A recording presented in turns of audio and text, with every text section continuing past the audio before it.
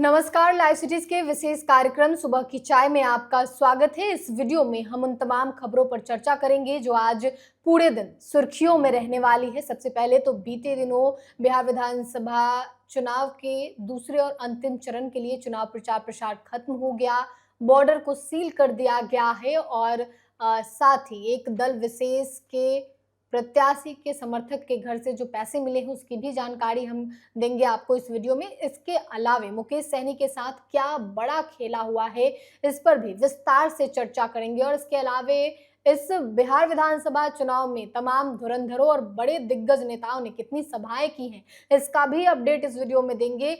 तो इन तमाम खबरों पर, इन तमाम बिंदुओं पर चर्चा करने के लिए हमारे साथ वरिष्ठ पत्रकार रवि उपाध्याय सर हैं। सर, सबसे पहले तो बहुत बहुत स्वागत है। सर, सुबह के 8:30 बज चुके हैं, वोटिंग तो कल होगी, लेकिन चुनाव प्रचार प्रसार खत्म हो चुका है और अब जो है सोशल मीडिया के माध्यम से अपीलिंग चल रही है वोट के लिए। देखिए, निश्चित रूप से कल जो मतदान होगा, दूसरे चरण का मतदान होना है और यह मतदान जो है सो 20 जिलों के 122 सीट पर जी।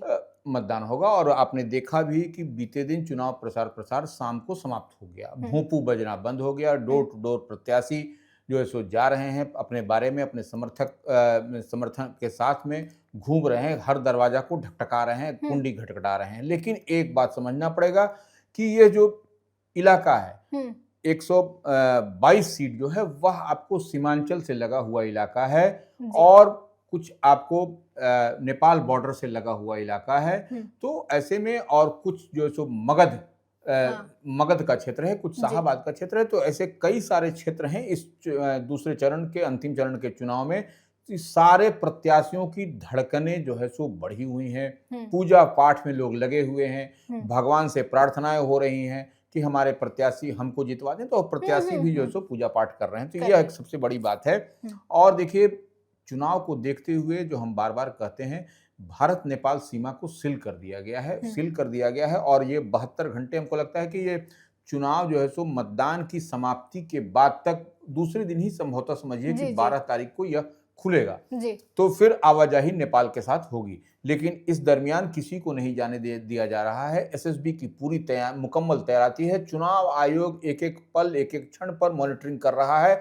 और ये जितने भी धुरंधर हैं, कई सारे धुरंधर हैं। आपको देखिए कि पूर्व उप मुख्यमंत्री रेणु देवी लड़ रही हैं, आपको बड़े बड़े चेहरे लड़ रहे हैं, आपको कई सारे, निश्चित रूप से कई सारे मंत्री हैं, कई पूर्व मंत्री हैं। तो यह एक सबके लिए धड़कन बढ़ी हुई है, कैसे होगा। और कई जेडीयू कोटे से मंत्री हैं, वह जो है सो उनका भी प्रचार पर, वह भी जो है सो उनकी भी धड़कन बढ़ी हुई है, भाजपा कोटे से वह। और ऐसे में तो आप देख लीजिए कि उपेंद्र कुशवाहा की पत्नी लड़ रही हैं, स्नेहलता कुशवाहा, जीतन राम मांझी की पुत्रवधू लड़ रही हैं, दीपा मांझी। तो ये से कई सारे चेहरे आपको दिग्गज दिखाई पड़ रहे हैं जिनकी प्रतिष्ठा इस बार दाव में है। और 11 तारीख को शाम के बाद 6 बजे के बाद ईवीएम में उनकी राजनीतिक भविष्य कैद हो जाएगी। और वह ईवीएम पूरी तरीके से मुकम्मल तौर पर स्ट्रांग रूम में रखा जाएगा, अर्धसैनिक बलों की निगरानी में। और हर सेक्टर वाइज जो है सो सब कोई सेक्टर मजिस्ट्रेट और केंद्रीय ऑब्जर्वर जो है, जो चुनाव आयोग की ओर से मुस्तैद कर दिए गए हैं। बड़ी संख्या में अतिरिक्त पुलिस बल की तैनाती कर दी गई है। पूरी आप सेक्टर मजिस्ट्रेट से लेकर के आप ऑब्जर्वर तक वो तमाम नज़र बनाए हुए हैं। एसपी जो है सो, हर जिले के एसपी जो है सो सेक्टर में बांट करके उसको अलग अलग और बैरिकेडिंग कर दी गई है। एक जिले से दूसरे जिले में जाने में भी आपको जो है सो पूछताछ, जांच पड़ताल किया जा रहा है। तो यह चीज जांच किया जा रहा है, गाड़ी की डिक्की वगैरह सारी चीजें देखी जा रही है। जी सर, तो इसमें हम ये भी चर्चा कर लेते हैं सर कि जो धुरंधरों ने अपनी चुनावी सभा की है, रिकॉर्ड तोड़ सभा हुआ है इस बार, चाहे तेजस्वी यादव हो, नीतीश कुमार, जिन पे कई बातें कही जाती है, लेकिन उन्होंने भी धुआंधार रैली की है। देखिए, निश्चित रूप से इस बार जो 2 चरण के मतदान हुए, पहले चरण का 121 सीट पर आपने देखा 6 नवंबर को मतदान हुआ था। उस दरमियान भी प्रधानमंत्री नरेंद्र मोदी की सभा हुई, पटना में रोड शो हुआ। तो ऐसे में आप इसको मुकम्मल तौर पर समझिए, टोटलिटी में समझिए कि प्रधानमंत्री नरेंद्र मोदी ने एनडीए प्रत्याशियों के लिए 14 सभा और 1 रोड शो की, अब तक 2 चरणों को मिला करके।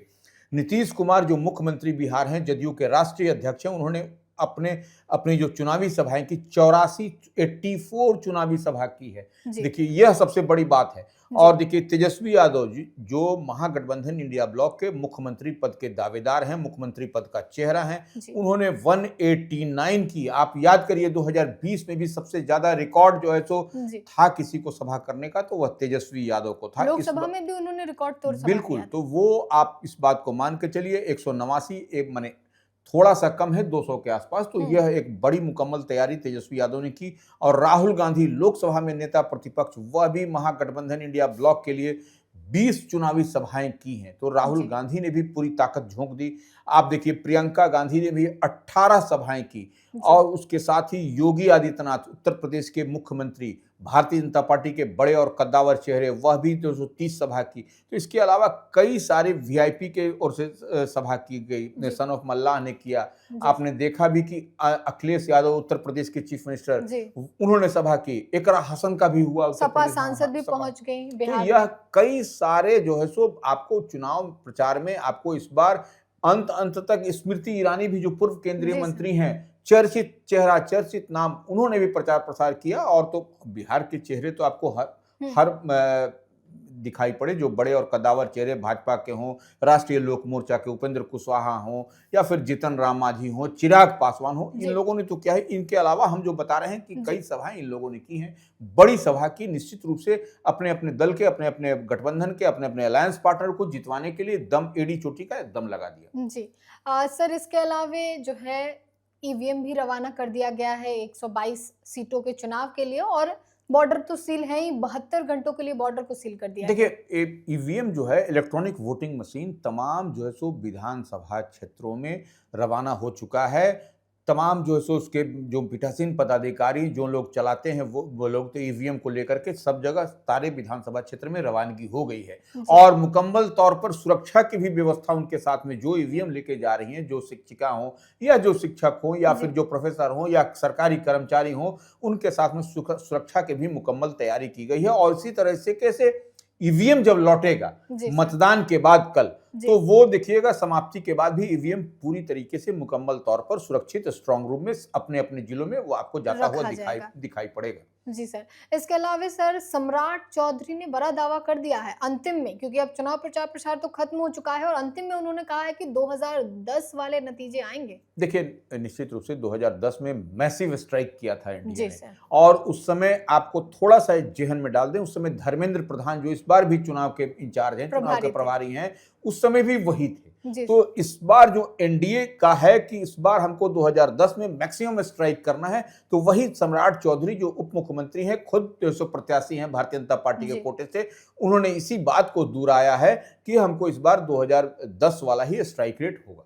जी, इसके अलावा सर तेजस्वी यादव ने इलेक्शन कमीशन पे बड़ा आरोप लगा दिया। उन्होंने कहा है कि पहले चरण की वोटिंग भी हो गई, प्रतिशत तो चुनाव आयोग ने दिया, लेकिन ये नहीं बताया कि कितनी महिला कितने पुरुष ने वोट डाला, उसका प्रतिशत नहीं आया। देखिए निश्चित रूप से ये तेजस्वी यादव इस बार महागठबंधन का चेहरा है। आप देखिए जो भी हो, जितने भी आप समीकरण देख रहे हैं, चेहरे पर ही चुनाव हो रहा है। इधर नरेंद्र मोदी हैं, नीतीश कुमार हैं, इधर तेजस्वी यादव हैं, या अन्य जो बड़े नेता हैं महागठबंधन इंडिया ब्लॉक के, कांग्रेस के हम बात कहें तो राहुल गांधी, प्रियंका गांधी, तमाम लोग आए। तो निश्चित रूप से तेजस्वी यादव जितनी बात कह रहे हैं कि महिला कितने का वोट कास्ट हुआ, पुरुष का कितना वोट कास्ट हुआ, कितना मतदान हुआ, इसका प्रतिशत निश्चित रूप से चुनाव आयोग की ओर से बाइफरकेट करके, माने अलग अलग करके खांचे में रख करके इसको बताना चाहिए था, सो दैट कि जनता को यह पता चले कि कितना वोट किसको पड़ा है। यह सबसे बड़ी बात है। जी, इसके अलावा सर बात कर लेंगे मुकेश सहनी की।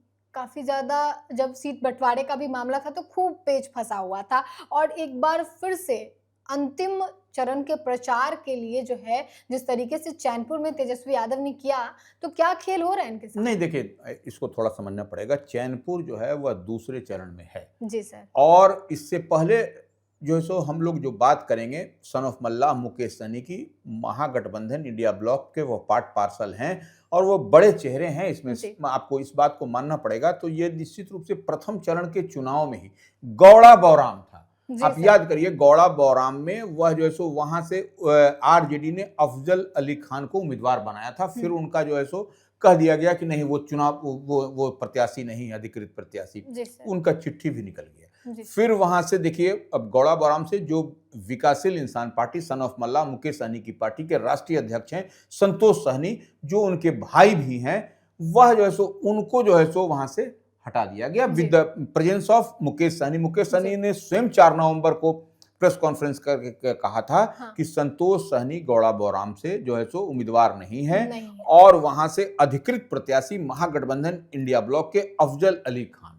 जी तो सर। यह अब निश्चित रूप से एक तो परेशानी वहां पर है कि उनके पार्टी के राष्ट्रीय अध्यक्ष को ही दरकिनार कर दिया गया गौड़ा बौराम से। जी। अब चलिए दूसरे चरण की जो चुनाव जी। की बात हम लोग कहते हैं, चैनपुर की भी हम लोग जो बात कहते हैं, चैनपुर में सन ऑफ मल्ला मुकेश सहनी के जो है सो पार्टी से कौन थे वहां से प्रत्याशी? बाल गोविंद बिंद। बाल गोविंद बिंद। बाल गोविंद बिंद से प्रत्याशी ही नहीं थे, प्रदेश। वीआईपी के प्रदेश अध्यक्ष भी थे। हम्म। तो उनको जो है सो उम्मीदवार बनाया गया। फिर देखिए जिस तरीके से ब्रजकिशोर बिंद जो चैनपुर से आरजेडी के प्रत्याशी बनाए गए, उनको जो है सो तेजस्वी यादव ने माला उला पहना करके सब कुछ कह दिया, और उसके बाद से रोड शो भी सुधाकर सिंह जो बक्सर से राष्ट्रीय जनता दल के सांसद हैं वह भी किया। उसके बाद से जो रिएक्शन, जो एक्शन दिखाई पड़ा कि वीआईपी के जो कैमूर के जिला अध्यक्ष हैं शिवदास बिंद, उन्होंने प्रेस कॉन्फ्रेंस करके विद द प्रेजेंस ऑफ जो है सो जो वीआईपी के जो उम्मीदवार हैं बाल गोविंद बिंद, उनकी मौजूदगी में प्रेस कॉन्फ्रेंस करके बड़ा ठिकरा फोड़ा है।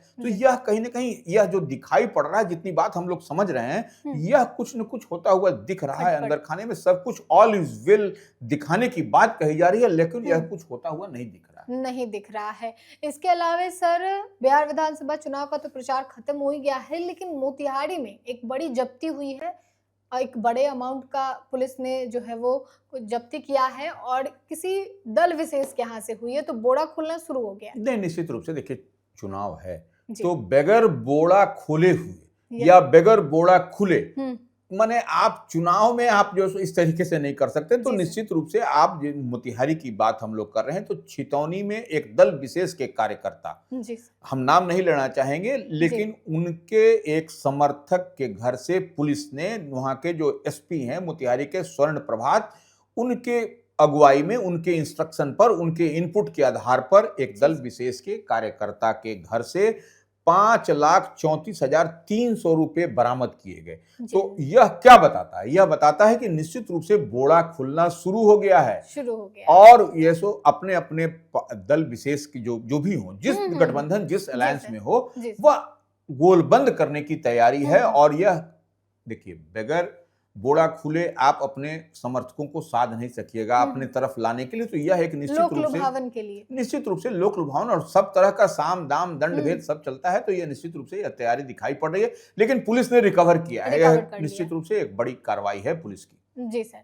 तो पुलिस ने 5,34,300 रुपए मोतिहारी से बरामद किए हैं। इसके अलावा मुकेश सहनी के साथ अंदर खाने में क्या खेल चल रहा है, ये तो अब मुकेश सहनी और तेजस्वी यादव ही बताएंगे। वो तमाम अपडेट हम आपको देंगे। इसके अलावा 72 घंटे के लिए बॉर्डर को सील कर दिया गया है, ताकि चुनाव जो है वो सुरक्षा घेरे में सुरक्षित तरीके से हो सके। चुनाव कर्मी जो अलग अलग बॉर्डर के बूथों पे पहुंचे होंगे, वो सुरक्षित अपने घरों तक पहुंच सके। इन तमाम खबरों पे हमारी अपडेट बनी रहेगी। अब देखना होगा कि 14 नवंबर को क्या कुछ होता है, उस दिन का इंतजार सभी को है। फिलहाल के लिए इतना ही। साथ ही चैनल को सब्सक्राइब करें, फेसबुक पेज को लाइक करें। वीडियो देखने के लिए आपका धन्यवाद।